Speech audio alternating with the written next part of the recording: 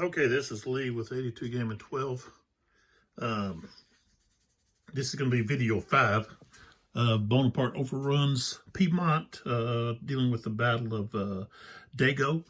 And really kind of quickly, I got the video got interrupted due to the fact that I had used up all my space, memory, I guess, or space on my phone. So I had to clear some stuff out.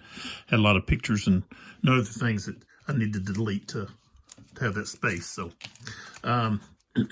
this is a Kevin Zucker game from OSG.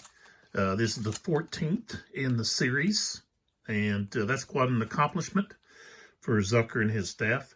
And the number 15 is coming out probably in February.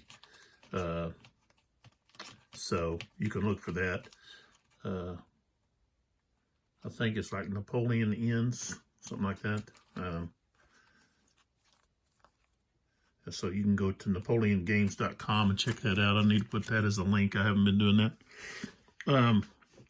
So we got quickly interrupted. We were right in the middle of let's see, what was it? Sorry. Well, right, real quick, I've got these 3 sponsors. We got Plano fishing tackle boxes, so forth, cases and so forth. I use them for organizing my counters for games and other things. So you can go to planomolding.com. I'll put the YouTube link in there. We've got BCW supplies, which creates these card sleeves that I use. It holds thick cards, okay, and fits inside a 3x4 top load. Okay, acid-free, crystal clear. You get 100 sleeves. I got this for $1.50. Okay, and that's bcwsupplies.com. And as you can see here, there it is. You know, you can still slide the cards out, so forth. I haven't had any problem with them splitting. Some card sleeves will split on the side here. I haven't had any problem with that yet.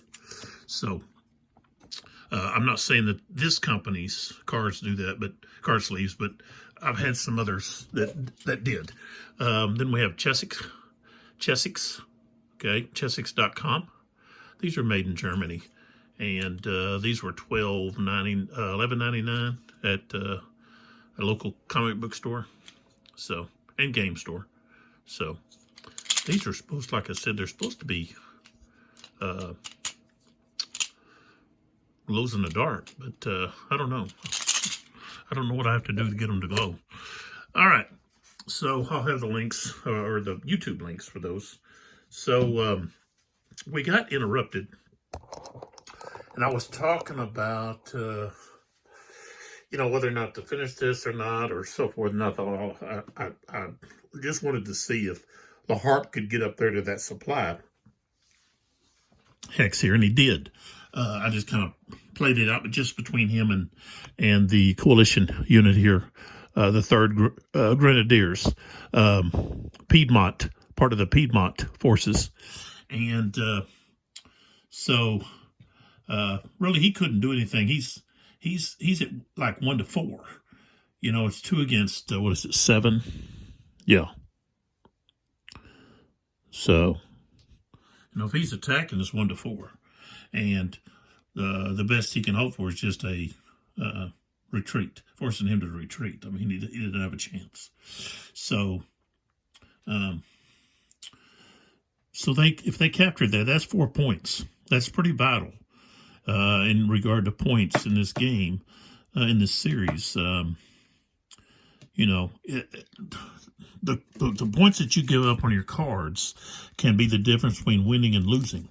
You know, and, you know, the coalition, you know, I just took a gamble and said, okay, let's have these alternate reinforcements come in. Okay, and also had the replacement from the mode card. So you're looking at 7 right there. That's 7 points. That's hard to overcome. Even though they were able to push the French out of Dego and then get in there, that's only worth 4 points, you know. So there's 4 points there. And they were able to surround and destroy an artillery unit and an infantry unit, a large infantry unit, that equaled, so you had a total of 7 points. So that, you know, that only gains them like 1 victory point, you know. And if they're able to capture this this over here, then, you know, that would even be more so. So, but trying to think here. So I had him, let's see. Okay,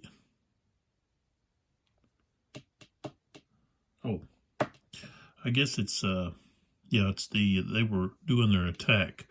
So that's what was going on. And so really the only attack that I have is going to be down here. Well, I already did the movement. And so this is basically it. And I did bombardment, defensive bombardment, I guess. But then we had regular bombardment, but I don't have anybody to reach. But Argento being out of command doesn't allow them to use these units here to really try to crush the French. But you know, the French are not going to be able to take Dego, and so if we're looking at the point wise, okay. So for the French, you know, they've got 1, 2, okay, -3, but then they've got +2. So that's a -1. Okay. They captured a baggage train, the Second Corps baggage train. So that's worth 2. So now they're at +1. Okay. So they're at +1. And they get the supply, that's worth 4. So now they're at +5. Okay. The coalition, okay, they're at -7. Okay. They have Dego, that's 4. So now we're at -3. Okay. They didn't capture this. Okay. And then they have, these are the 2 units that they were able to destroy. Okay.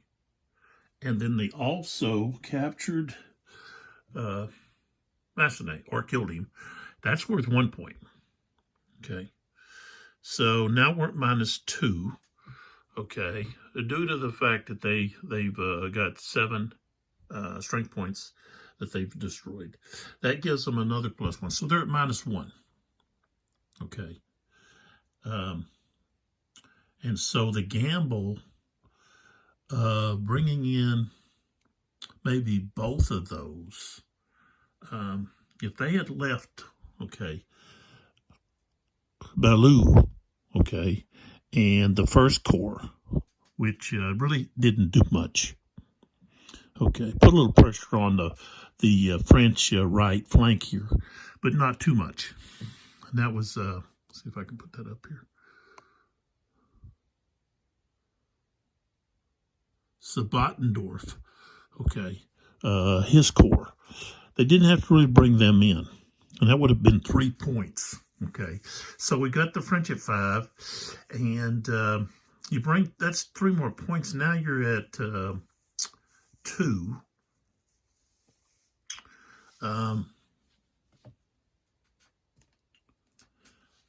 So let's see if there's anything else point-wise for the victory points. Okay. Okay, enemy combats SPs eliminated. Enemy formation demoralized. They almost demoralized a formation. That would have been worth 4, but they needed to get at least destroy another unit, and that could have been the difference. Now baggage trains 2 control.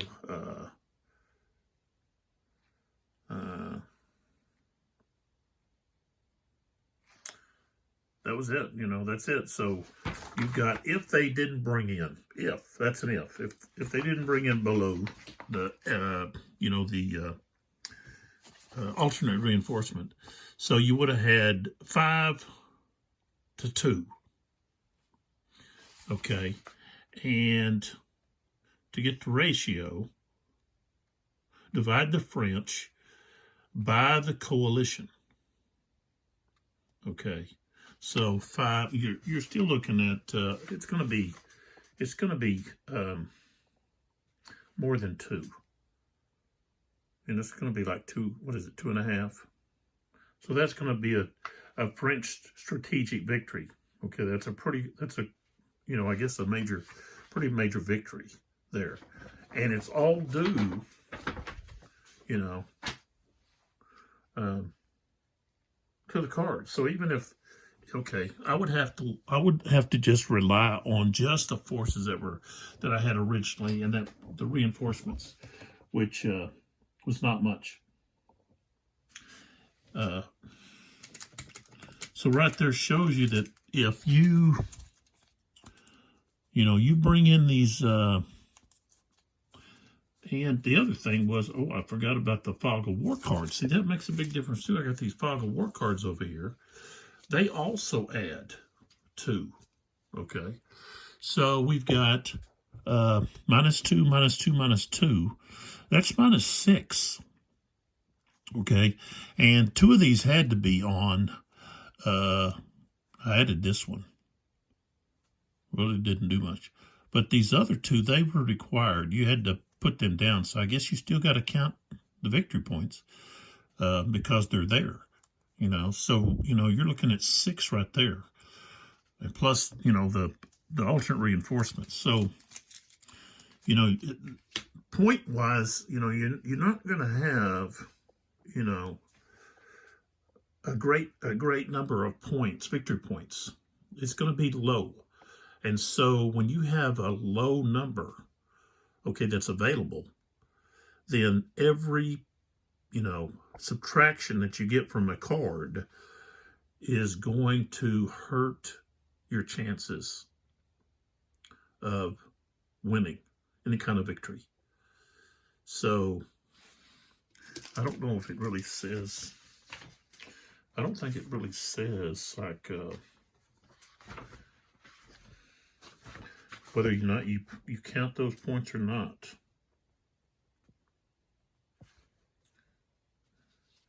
So, it's right here. It says fog of war cards in effect. Okay. 20 and 30 are in effect at start.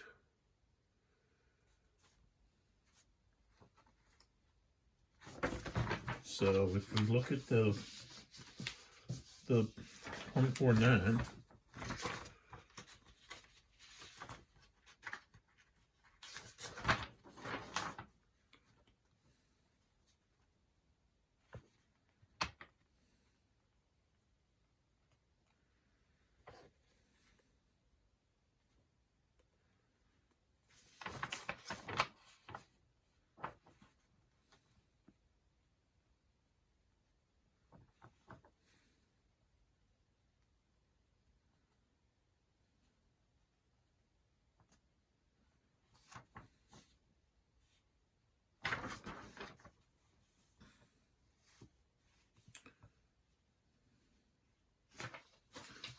if the mode cards, they count. Okay, so these fog of war cards would count too. So that puts the coalition at a -4, plus the other one, which is the replacement. So that puts him at a -5 before the game even starts. And I made it worse for them by adding these alternate reinforcements. You know, the only way you would win is you basically got to destroy the French. You know, not lose your baggage train. Okay, that was 2 points. And then not lose that up. If they hadn't lost that up there, now we're looking at a whole different game. Okay, by losing that supply, okay, that changed the game. But also we're using, you know, both of these alternate reinforcements. You know, that was key too. So I'm going to stop right here. I don't see any need to play like another turn. It's not going to make a difference. You know, they're not going to be able to wipe out, you know, the French here. They can't wipe out enough units because you just don't get that many points for destroying SPs, you know, and that's because there's just not a lot of points awarded, you know.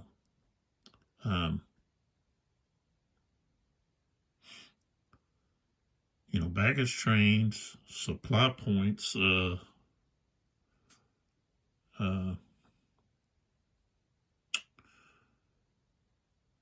the objectives. Okay, that's 4 points right there. The Austrians were able to hold on to Dego, but that's it. They brought in too many forces to try to do it, which I guess weakened them elsewhere. So,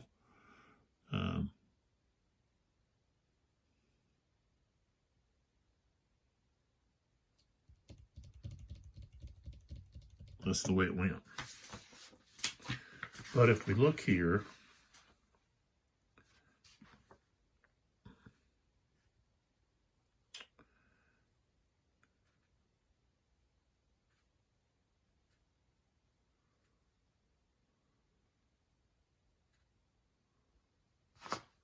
okay, according to information here, the French were able to break back into the town and take it. Okay, that didn't happen. And that was Menard, who's sitting right here, I think. Yeah. So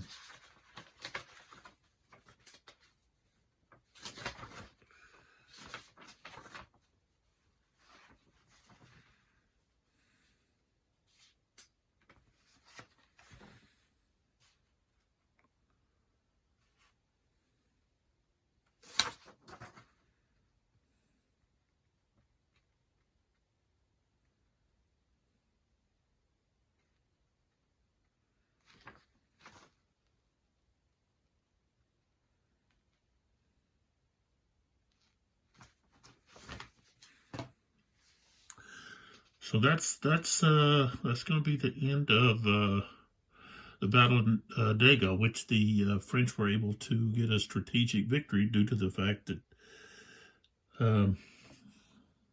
you know, you got these 5 war cards plus the alternate reinforcements that I brought into play instead of just trying to rely on the forces that you had. So that is that. This is a system that doesn't take a long time to play unless you've got one of the big, huge battles, you know. If you're playing solo, you can go through these fairly quickly. You know, this was what, this is, I guess, video 5, but really video 4, which was a long video. Okay, it's 2 hours. Let's see here. Just 2 hours, and then it got cut off.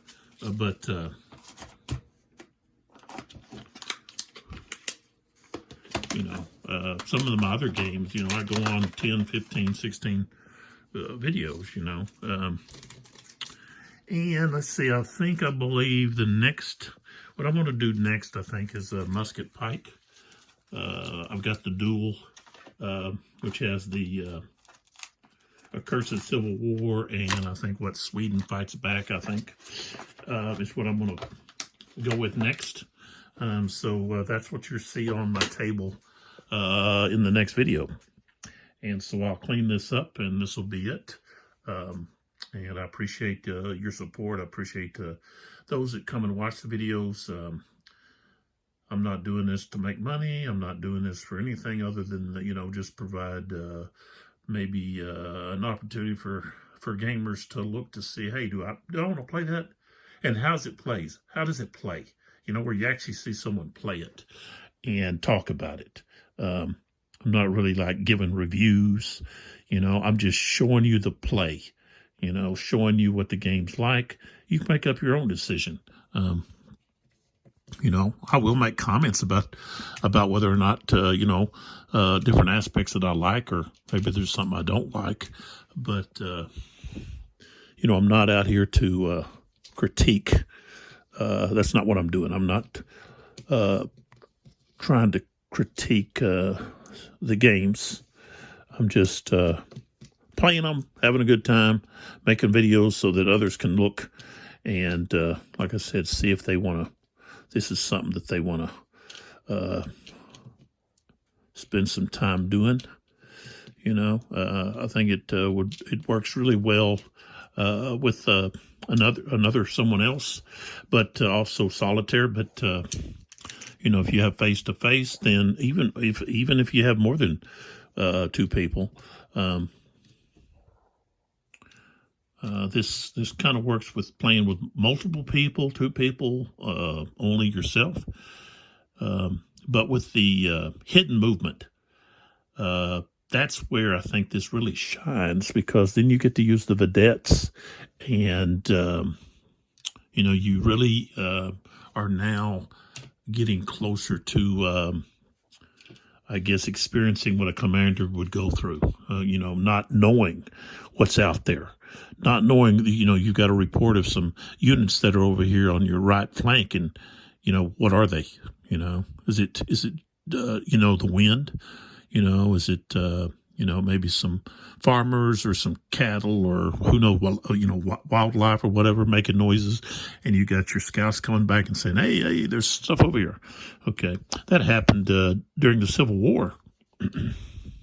I believe that was with a recent video I just finished, Wilson's Creek, dealing with Benjamin McCulloch and Sterling Price. They had some soldiers come and say, hey, the enemy's over here, and they investigate, and it's like some deer or something. So anyways, next video, musket and pike. I don't know which battle I'm going to do. Maybe one of the Swedish ones. I'll just pull it out and take a look at it. I got to go back over the rules and so forth. I have done a video, but I don't think I was able to complete that battle. It was Nasby, I believe. I wasn't able to complete it. I had to move stuff, and for some reason. So there that is. But don't forget about checking out Plano, BCW card sleeves, and then Chessex. I'll have the links there. I'll also see about putting the NapoleonGames.com. I don't know if they have a YouTube link, but I'll look and see. But I'll put their website there. But it's easy. It's just NapoleonGames.com. And I think they've got some they had some holiday sales, like 30% off, 20% off, something like that. So check them out. Like I said, they've got 14 volumes, and each one has, 3, 4, 5 battles. So using all these components, the maps are very familiar. I mean, you look at one, and when you see another one, you'll say, hey, that's a OSG map. That's a Charles Keebler map. Just like Rick Barber's maps are very distinct, so are these maps, and I think they're beautiful. You could hang them up, I think. But there that is. Check them out. It's an old hex and counter system, but operational. It works. And that's what it is. It's not a tactical. is operational, where you really the movement of your forces, and you know, I allowed a supply. Allowed the supply wagons to get captured, and then also a supply source to get cut off, and which is not the only source they have, but that's one of their sources, and it got cut off. The French were able to take that away, so that's going to hamper them. So, all right, I'll stop there, just yammering away. Hope you enjoyed the videos, and hope you have a prosperous new year. And I'll catch you in the next video.